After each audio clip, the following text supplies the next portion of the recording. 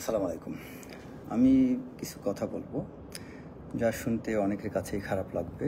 তাও বলছি কারণ আমি স্রোতের বিপরীত দিকে চলা মানুষ। নদীর পাড়ে বড় হয়েছি তো, তাই সবসময় স্রোতের বিপরীত দিকে চলতে অভ্যস্ত এবং পারি। তা আমি আসলে যে কথাগুলো বলবো সেটা হচ্ছে, বর্তমানে বাংলাদেশে একটা অনেক বড় ঝড় তৈরি হয়েছে বিডা বা আশিক চৌধুরী নিয়ে। আমাদের প্রশংসায় ভাসছেন তিনি। একই সাথে তার সাথে কম্পেয়ার করে আমাদের অনেকেই অন্য সবাইকে অনেকে আন্ডার এস্টিমেট করছেন। একজন একটা ফেসবুক পোস্ট দেখলাম, তিনি সেখানে উল্লেখ করছেন যে কোনো রাজনৈতিক দল কি পারবে আশিক চৌধুরীর মতো কাউকে প্রডিউস করতে, বা এমন কেউ কি আছে, আশিক চৌধুরীর মতো এমন কেউ কি কোনো রাজনৈতিক দল তৈরি করতে পারবে? এই বিষয়টা আমার খুব নজরে আসলো। তখনই মনে হল যে না, কিছু কথা বলি। মানে গতকাল পর্যন্ত খুব ভালো লেগেছিল। গুড, ডক্টর আশিক চৌধুরী যে কাজটা করেছে অবশ্যই অ্যাপ্রিসিয়েট করার মতো, খুব যোগ্য, ভালো, মেধাবী। হ্যাঁ, অনেক কিছু করেছেন, এটাকে অ্যাপ্রিসিয়েট করতে হবে। কিন্তু যে কোনো বিষয়ে বাড়াবাড়ি, এটা ইসলামেও কিন্তু নিষেধ। যে কারণে আল্লাহর নবীকে নিয়েও আল্লাহ তাআলা কিন্তু, হযরত মুহাম্মদ সাল্লাল্লাহু আলাইহি ওয়াসাল্লাম, যিনি মহামানব যাকে বলা হয়, যাকে সৃষ্টি না করলে অনেক কিছু সৃষ্টি করা হতো না, সেই মহানবী সাল্লাল্লাহু আলাইহি ওয়াসাল্লামকে নিয়েও কিন্তু আল্লাহ তাআলা বাড়াবাড়ি করার সুযোগ দেননি।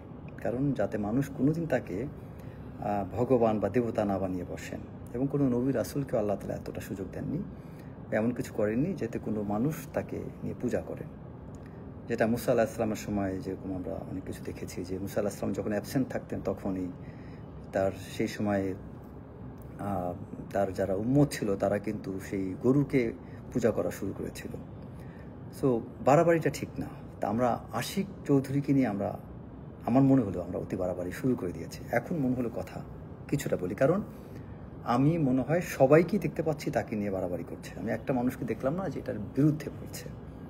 সো এটা আপনাদের জন্য খুব খারাপ লাগতে পারে যে আমি পাগল হয়ে গেলাম কিনা, বা আমি বিদ্বেষী কিনা, বা আমি আসলে নিন্দুক কিনা। আসলে নিন্দুক না, বিদ্বেষী না। কারণ আমি আগেই বলে নিয়েছি, এটা আশিক চৌধুরী যেটা করেছেন অবশ্যই প্রশংসার যোগ্য। কিন্তু একমাত্র শব্দটা ইউজ করা কোনো ব্যক্তির ক্ষেত্রে ইউজ করা যায় না। কারণ আল্লাহ তাআলা অনেক মানুষকে অনেক যোগ্যতা দিয়েছেন। কোনো বান্দাকে আল্লাহ তাআলা একমাত্র বিশেষ কিছু বানিয়ে দুনিয়াতে পাঠান নাই। যদি সেই একমাত্র কেউ থেকে থাকেন, সেটা আমাদের হযরত মুহাম্মদ সাল্লাল্লাহু আলাইহি ওয়াসাল্লাম। তো সেখানে আমার মনে হয় বেশি বাড়াবাড়ি করছি। আচ্ছা, এখন বলি, ফ্যাক্ট কিন্তু আশিক চৌধুরী না। আমার কথাটা আমি রিপিট করছি। এই যে আপনারা যারা বাড়াবাড়ি করছেন এই বিডাকে, আশিক চৌধুরীকে নিয়ে, ফ্যাক্ট কিন্তু আশিক চৌধুরী না। ফ্যাক্ট কি জানেন? ফ্যাক্ট হচ্ছে এখানে আশিক চৌধুরীও না, আশিক চৌধুরী মেধাও না। ফ্যাক্ট হচ্ছে ডক্টর মোহাম্মদ ইউনূস আশিক চৌধুরীকে চিনতেন। আমি রিপিট করছি, ডক্টর মোহাম্মদ ইউনূস আশিক চৌধুরীকে চিনতেন। এটাই হচ্ছে সবচেয়ে বড় ফ্যাক্ট, বাস্তবতা। আশিক চৌধুরী যে অনেক মেধা ছিল, সেই মেধা যে আশিক চৌধুরীকে এই পর্যায়ে নিয়ে এসেছেন, সম্পূর্ণ রং। এটা কোনোভাবেই আমি মানি না। তার মেধার যোগ্যতায় তিনি এখানে এসেছেন, শুধু একক মেধায়, এটা সম্পূর্ণ গলত। বাংলাদেশ সৃষ্টি বা তারও আগের থেকে বাংলাদেশে ঢাকা বিশ্ববিদ্যালয় তথা বিভিন্ন জায়গায় ফার্স্ট থেকে অনেক মেধাবীরা প্রডিউস হয়েছেন। বাংলাদেশে একমাত্র আশিক চৌধুরী না, যিনি এইচএসবিসি ব্যাংকের একজন ঊর্ধ্বতন কর্মকর্তা, তার চেয়ে অনেক সিনিয়র পজিশনে বাংলাদেশে অনেক গ্রাজুয়েটরা আছে। বাংলাদেশে আপনি ইস্টার্ন চার্টার ব্যাংকের বাংলাদেশের কান্ট্রি হেড তথা মালয়েশিয়ার কান্ট্রি হেড ছিল আবরার ভাই। তিনি আমাদের আইবি এর এক্স স্টুডেন্ট।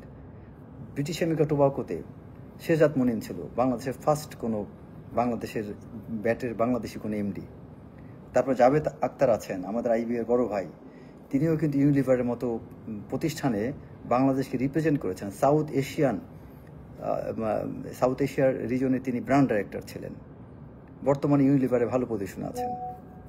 এরকম অনেক বড় বড় মাল্টিন্যাশনাল কোম্পানিগুলোতে বাংলাদেশের অনেক মেধাবীরা নেতৃত্ব দিচ্ছেন। সেখানে আশিক চৌধুরী ছোট্ট একটা পোস্টে ছিলেন তাদের তুলনায়।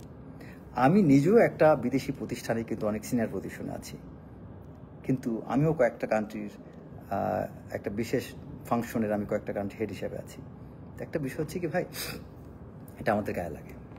এই জন্য গায়ে লাগে যে আমরা যখন একজনকে নিয়ে বেশি মাতামাতি করি, মূল্যায়ন করেন তাকে, তার যোগ্যতাকে সমাদর করেন, কিন্তু এইভাবে বলবেন না যে অন্য কোনো রাজনৈতিক দল এমন কেউ কি তৈরি করতে পারবে। আমি বিএনপির কথাই তাহলে বলি। বিএনপিতে ডক্টর মাহাদি আমিন, মাহাদি আমিন কি বলেন? মাহাদি আমিনের যোগ্যতা আশিক চৌধুরীর চেয়ে অনেক অনেক গুণ বেশি। হয়তো মাহাদি আমিনের ফিল্ড একদিকে, আশিক চৌধুরীর ফিল্ড আরেক দিকে। খুঁজে নিয়ে দেখেন, গুগলে সার্চ দেন, who is doctor Mahadi Amin. যাকে বিএনপির মানুষ এখন চিনে না, আর আমি তাকে চিনি বহু আগের থেকে, কমপক্ষে দুই যুগ আগের থেকে চিনি। সে যখন ফার্স্ট ইয়ারের ছাত্র তখন থেকে বা তারও আগের থেকে আমি তাকে চিনি। তাবি দেওয়ালের কথা চিন্তা করেন, সেও তো দেশের বাইরে ভালো সাবজেক্টে পড়াশোনা করেছেন। তারপরে ইশরাক, তিনিও তো নামকরা ইউনিভার্সিটিতে পড়াশোনা করেছেন। আমাদের অনেক মেধাবীরা আছেন যারা বাংলাদেশের নামকরা ইউনিভার্সিটিগুলোতে পড়ে এখান থেকে বিদেশে যে পড়াশোনা করেছেন। আমি যখন ঢাকা ইউনিভার্সিটি অ্যাডমিশন টেস্টের জন্য প্রস্তুতি নিচ্ছিলাম, তখন আমাদের সময় মনে আছে, আমাদের হিরো ছিল, তাকে বলতাম আপনার সাইফুর রহমান ভাই, যিনি বর্তমান সাইফুস কোচিং সেন্টারের মালিক, আইবি টিচার ছিলেন।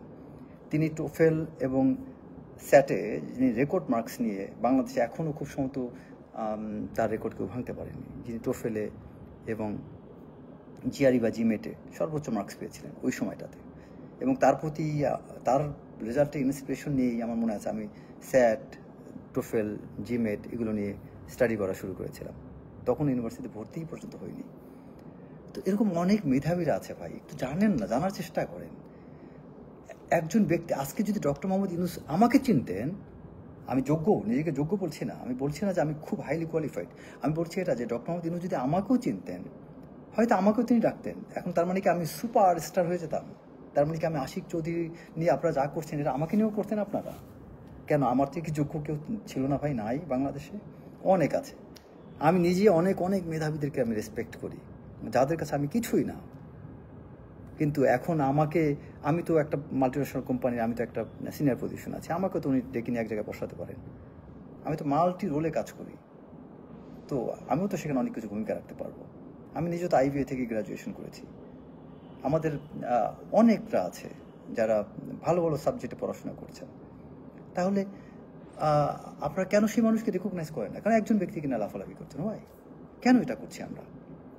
এ কারণেই কিন্তু আমাদের দেশে ব্রেন ড্রেন হচ্ছে, মেধাবীরা ছড়ে যাচ্ছে। আচ্ছা, এখন আসি আমি বাংলাদেশের ইন্টারনালি, বাংলাদেশে যারা মেধাবী আছেন, বাংলাদেশে অনেক মানুষ, আমরা যারা বিদেশে হয়তো অনেকে চলে যাচ্ছি মেধার কারণে, অনেকে আছে অনেক মেধাবীরা, তারা হয়তো বা হার্ভার্ড ইউনিভার্সিটির চান্স পেত, পড়তে পারতো, বা ক্যামব্রিজে যেতে পারতো, পরিবারের কথা, অনেকের কথা চিন্তা করে যায়নি, তারা বিশেষ অ্যাপিয়ার করেছে।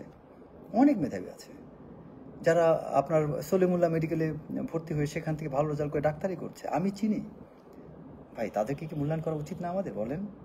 তারা তো দুঃখ পাবে যে তুমি শুধু বিদেশে যে কেউ একজন পিএইচডি নিয়ে আসলো, মাল্টিনেশনাল কোম্পানিতে চাকরি করলো, তাই তুমি তাকে নিয়ে লাফাচ্ছ। বাংলাদেশে একজন বিশেষ পাস পরীক্ষা দিয়েছেন বা বিশেষ পাস করেছেন, এখন বিদেশে কোনো হারবার্ডে যেতে পারেনি বিধায় তিনি ভালো না, তা না। সমস্যাটা হচ্ছে আমরা শুধু চাটুকার খুঁজি, আমরা মেধাবী খুঁজি না। আর মেধাবী খুঁজি না বিধায় একজন দুইজন মেধাবী যখন সামনে আসে তখন তাকে টেনে একটা জায়গায় বসাই। সমস্যাটা হচ্ছে আমরা চিনি না। আজকে ডক্টর মোহাম্মদ ইউনূস আশিককে চিনতেন বিধায় আশিককে বসিয়েছেন, ডক্টর মোহাম্মদ ইউনূস খলিলুর রহমানকে চিনতেন বিধায় খলিলুর রহমানকে বসিয়েছেন। কিন্তু নিরাপত্তা উপদেষ্টা হওয়ার জন্য খলিলুর রহমান কি একাই যোগ্য ব্যক্তি? বাংলাদেশ আর্মিতে এমন কিছু জেনারেল আছে যাদের ধারে কাছে খলিলুর রহমান কেন? এই ভারতবর্ষের অনেকেও এখন পর্যন্ত সার্ভিং, ভারতেরও অনেক জেনারেল আছে, দাঁড়াতে পারবেন বলে আমি মনে করি না। কিন্তু দুঃখের বিষয়, আমরা তো তাদেরকে রেকগনাইজ করি না, তাদেরকে চিনি না। এক খলিলুর রহমানকে এনে আপনারা এখানে নিরাপত্তা উপদেষ্টা বানিয়ে দিয়েছে। ভালো করে কম্পেয়ার করেন না খলিলুর রহমানের সাথে বাংলাদেশের। আজ সবচেয়ে দুঃখের বিষয়কে বাংলাদেশের এটারও সমস্যা আছে, বাংলাদেশের একজন মেধাবী জেনারেলের নাম নিলে 14 জন আমরা তার পা ধরে টেনে নামায়।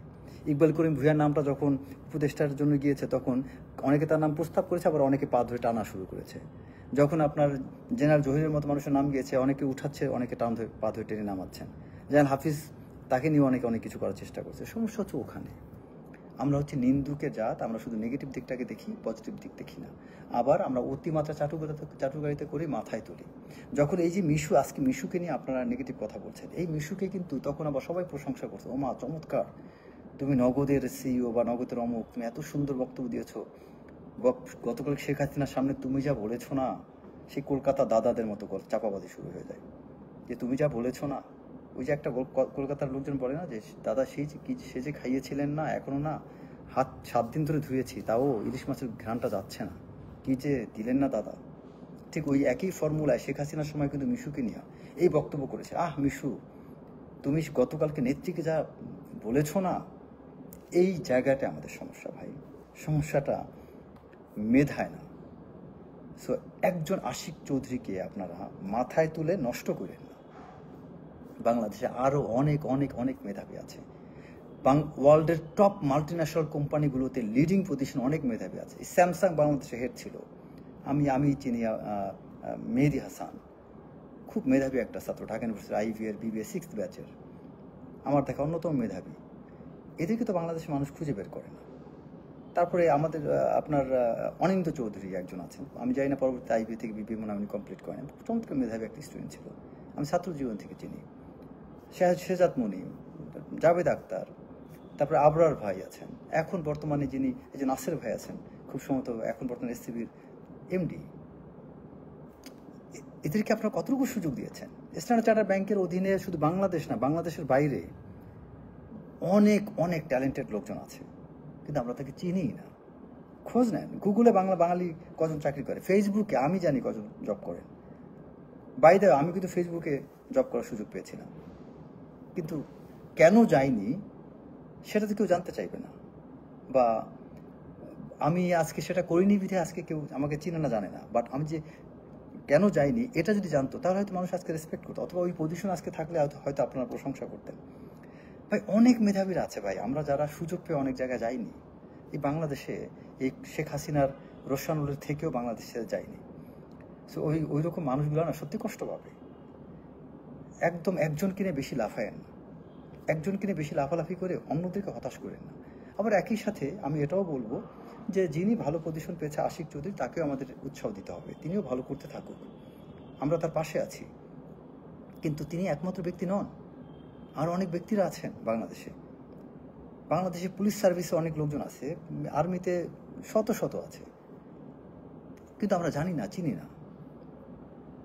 বাংলাদেশ সেনাবাহিনীতে এখন অনেক মানুষ আছে যারা হয়তো বা আপনি চিন্তা করেন, যেমন সেনাপ্রধান, তার চেয়ে যত বেশি মেধাবী একজন officer, major, captain, lieutenant colonel, brigadier থাকুক না কেন, তিনি কি চেইন অফ কমান্ড ভেঙে তার কারিশম্যাটিক কিছু দেখাতে পারবেন? তার কি বলা যায় যে তার মধ্যে যে উৎকর্ষতা আছে, মেধার যে মারাত্মক লেভেলের একটা ডেপনেস আছে, এটা কি সে দেখাতে পারবে?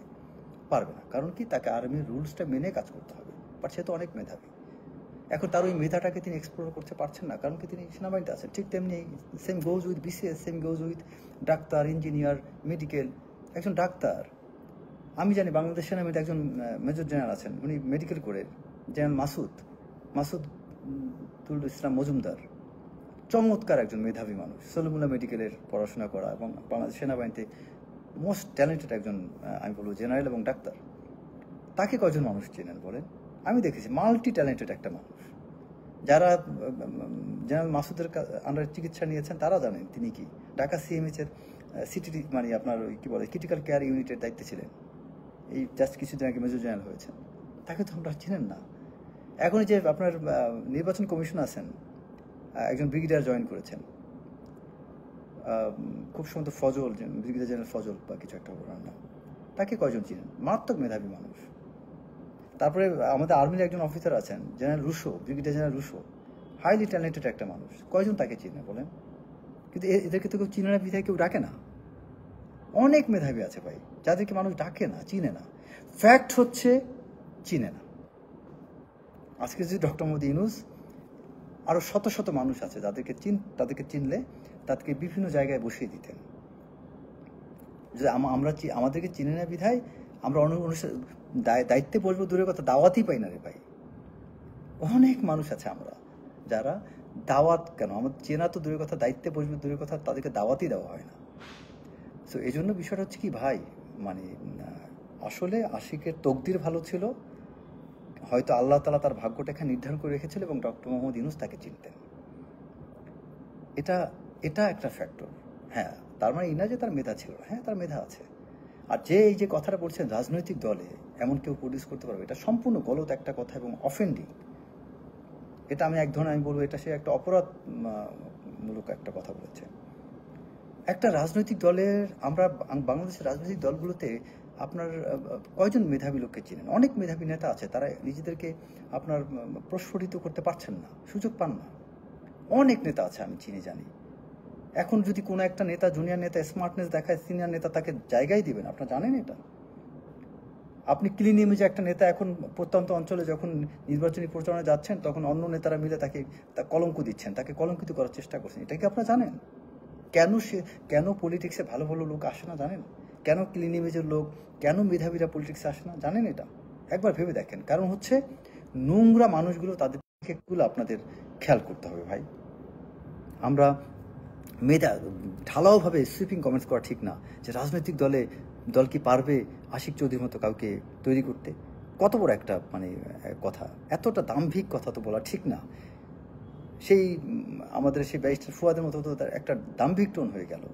কেন আপনারা এইসব দাম্ভিকতা দেখান একজন ব্যক্তিকে নিয়ে? মাথায় উঠিয়ে দিচ্ছেন, আবার কয়দিন পরে দোষ পেলে তো এই আশিক চৌধুরীকে আপনারা গালি দেবেন, আমার মতো মানুষ গালি দেবে না। আমি করছি কনস্ট্রাকটিভ ক্রিটিসিজম, আমি গঠনমূলক সমালোচনা করছি, আমি তাকে নিন্দা করছি না, তাকে গালি দিচ্ছি না। বাট আপনারা এই কয়দিন পরে কিছু একটা হলে এই আশিক চৌধুরীকে আপনারা পচাবেন, অপমান করতে আপনারা ছাড়বেন না।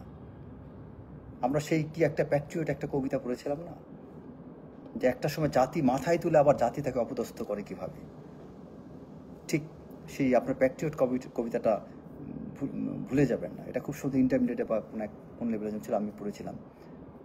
সো দয়া করে আপনি এটা বন্ধ করেন, বেশি বাড়াবাড়ি করবেন না। এবং রাজনৈতিক দলে অনেক মেধাবী লোক আছে, এই মেধাবীরা জায়গা পান না কারণ অথর্ব কিছু সিনিয়র নেতা আছে যারা চায় না এই মেধাবীরা উপরে উঠুক, যারা মেধাবীদেরকে কথা বলতে দেন না, বক্তব্য দিতে দেন না। একজন সিনিয়র নেতা মনে করবেন যে আমি মেজর রেজা বক্তব্য দিলে সেই বক্তব্য তারেক রহমান শুনলে হয়তো ওনার জায়গাটা নষ্ট হয়ে যেতে পারে। যে কারণে তারা কখনো চাইবেন না আমরা কেউ তারেক রহমানের সামনে বক্তব্য দিই, আমরা কেউ শেখ হাসিনার সামনে বক্তব্য দিই, আমরা কেউ ডক্টর মোহাম্মদ ইউনূসের সামনে কথা বলি। অনেকে চাইবেন না। কেন চাইবেন না? কারণ তারা জানেন যে হয়তো তাদের পজিশনটা দুর্বল হয়ে যেতে পারে। সবচেয়ে বড় সমস্যা হচ্ছে বাংলাদেশে এটা। তাও তো ভাগ্যি সেই সোশ্যাল মিডিয়ার কারণে আমরা কম হোক বেশি হোক, আমাদের অন্য জায়গায় কেউ ইন্টারভিউ না নিলেও আমরা এখানে এসে আমাদের কথাগুলো বলতে পারছি। Somehow things are getting transmitted and people can know. তো কিছু একটা আমাদের রাস্তাটা আছে, এটা তো তাও আমি প্রযুক্তিকে ধন্যবাদ দেব যে এই প্রযুক্তি থাকার কারণে আমরা অন্তত আমাদের সেন্টিমেন্টটাকে ভেন্টিলেট করতে পারছি। আমাদের এই রাজনৈতিক দলগুলোতে প্রচুর মেধাবী আছে, আশিক চৌধুরীর চেয়ে তার চেয়েও অনেক বেশি মেধাবী আছে। আপনারা খোঁজ নিন, জানার চেষ্টা করেন। অনেক মাল্টিন্যাশনাল কোম্পানিগুলোতে অনেক সিনিয়র পজিশন আছে। এই আশিক চৌধুরীর চেয়ে সিনিয়র পজিশনে HSBC ব্যাংকে তিনি যে প্রতিষ্ঠানে আছেন ওই প্রতিষ্ঠানেই আমাদের IB-এর ছাত্ররা আছে। খোঁজ নিয়ে দেখেন। অনেক ইঞ্জিনিয়ার্স আছে বুয়েট থেকে পাশ করে বিদেশে ভালো অবস্থায় আছে। এই যে শিবিরেরই একটা ছাত্র নেতা যিনি হার্ভার্ড ইউনিভার্সিটির টিচার ছিলেন, এখন বাংলাদেশে আবার রাজনীতিতে সম্পৃক্ত হয়েছেন, তার লেভেল আপনারা কাউন্ট করে দেখেন।